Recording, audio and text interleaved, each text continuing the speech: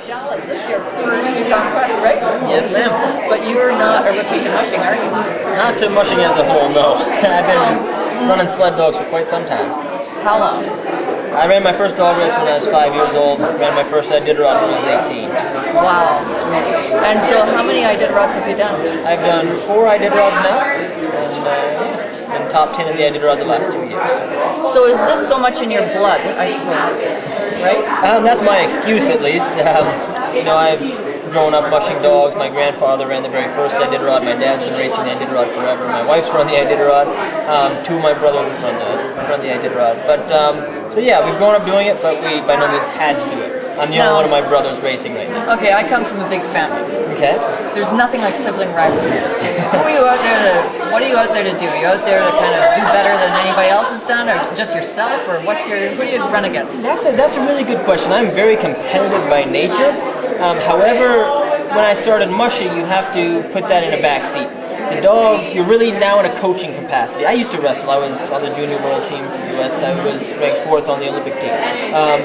And in that, you can push yourself. In mushing, you have to have an objective view and watch and nurture the dogs. You're not pushing the dogs, you're nurturing the dogs. So it's hard to almost restrain your own competitive urge to be smarter. So it's not just competitive, drive, it's also brains.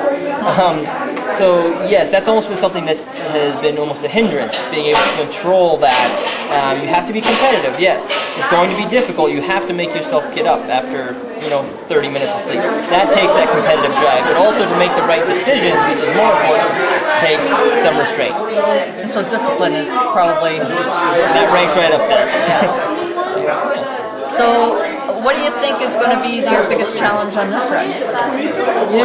They're the same challenges time and again with sled dogs. First of all, it's 1,000 miles of wilderness, Arctic wilderness. That's always the biggest challenge, whether it be the Iditarod or the Quest. The next thing, which is the variable, is weather. If you ask what's the hardest part of the Iditarod or what's the hardest part of the Quest, there's not an exact answer. It's whatever Mother Nature decides is the hardest part this year. Sometimes it's the Bering Sea coast, sometimes it's the Yukon River, sometimes it's the mountain ranges. You never know what's going to be the hardest thing until you get there and the wind is howling, or it's open water, or it's 50 below, or whatever it is. So I think the main thing is just being ready for all of it. I'm not really worried about any part of the trail. I have a very nice team. It's a well-rounded team. It's a very mature team. And I feel like they're ready for pretty much any condition. So there's nothing I'm really worried about at this point. What's your goal? My goal is to have a fun run. The last 2 years I've run the Iditarod, we've had a very competitive, urgent pace the whole time.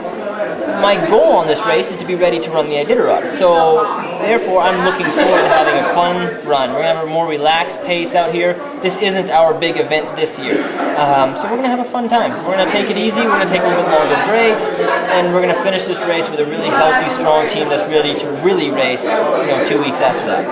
Thank you so much for joining. Absolutely.